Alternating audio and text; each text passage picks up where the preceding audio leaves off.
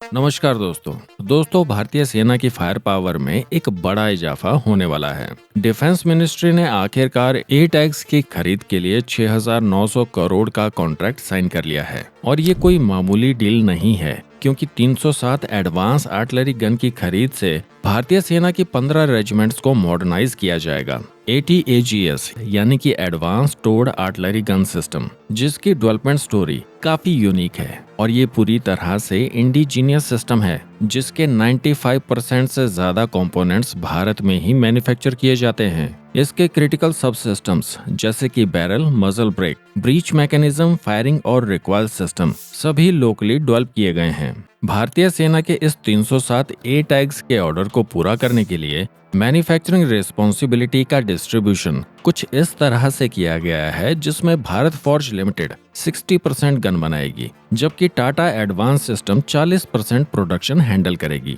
इसके अलावा इन गन्स की मोबिलिटी के लिए टाटा का high mobility vehicle LPT 2445 platform use किया जाएगा और इसके 327 यूनिट प्रोक्योर किए जाएंगे। दोस्तों, ए टैग्स की टेक्निकल कैपेबिलिटीज इसे अपनी क्लास में स्पेशल बनाती है। बेस ब्लीड चार्ज के साथ ये 48.1 किलोमीटर के टारगेट को हिट कर सकती है। इसका फायरिंग रेट 1 मिनट में 5 राउंड्स, 2.5 मिनट में 10 राउंड्स और 1 घंटे में 60 राउंड्स है, जबकि इसके कंपटीशन की फॉरेन गन्स जैसे कि एल्बिट सिस्टम की एथोस केवल 42 राउंड प्रति घंटे फायर कर पाती है। इसमें कई ऐसे एडवांस फीचर्स हैं जो इसे यूनिक बनाते हैं। पुराने आर्टिलरी गन्स में हाइड्रोलिक सिस्टम का यूज होता था, लेकिन ए टैग्स इलेक्ट्रिक मोटर से चलती है। इससे मेंटेनेंस की प्रॉब्लम्स कम होती हैं और गन का कंट्रोल भी ज्यादा प्रिसाइज होता है। इस गन में 25 लीटर का पावर चैम्बर होने की वजह से ये अपनी कैटेगरी की दूसरी गन से ज्यादा पावरफुल है और ये बड़ा चैम्बर गन को ज्यादा रेंज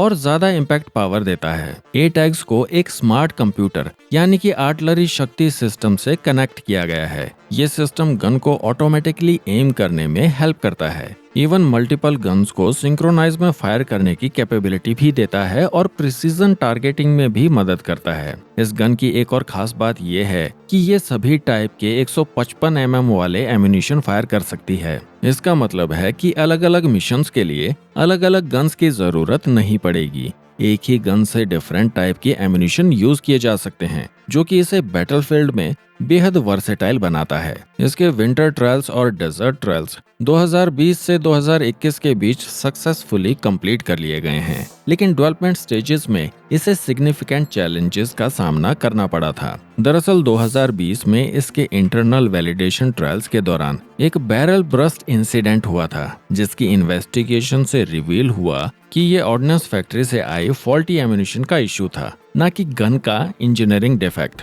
बाकी दोस्तों, ये एक हैवी वेट आर्टिलरी गन है, जिस वजह से माउंटेनस रीजन में इसकी मोबिलिटी को लेके कंसर्न्स थे, लेकिन माउंटेन वॉरफेयर कैपेबिलिटीज को प्रूव करने के लिए ए टैग्स ने एक्सटेंसिव हाई एल्टीट्यूड टेस्टिंग में अपनी सुपीरियर मोबिलिटी डेमोस्ट्रेट की। इसके रिगरस टेस्टिंग के दौरान इस गन ने प्रूव किया कि ये माउंटेनस टेरेन में भी इफेक्टिवली ऑपरेट कर सकती है। अगर कॉस्ट के हिसाब से देखा जाए तो ए टैग्स की प्राइस 16 से 18 करोड़ प्रति यूनिट है, जबकि एथोस पर यूनिट 11 करोड़ में अवेलेबल है। लेकिन ए टैग्स की superior performance, strong supply chain और इंडिजीनियस मैन्युफैक्चरिंग से मिलने वाले इसके लॉन्ग टर्म स्ट्रेटेजिक बेनिफिट्स इस इन्वेस्टमेंट को जस्टिफाई करते हैं। इसके अलावा DRDO फ्यूचर वॉरफेयर को ध्यान में रखते हुए एक न्यू जनरेशन एम्यूनिशन पर काम कर रहा है। इस डेवलपमेंट के under hybrid rocket assisted projectile तैयार किए जाएंगे, पॉसिबली जिनकी रेंज 57 किलोमीटर से 60 किलोमीटर तक होगी। इन प्रोजेक्टाइल्स में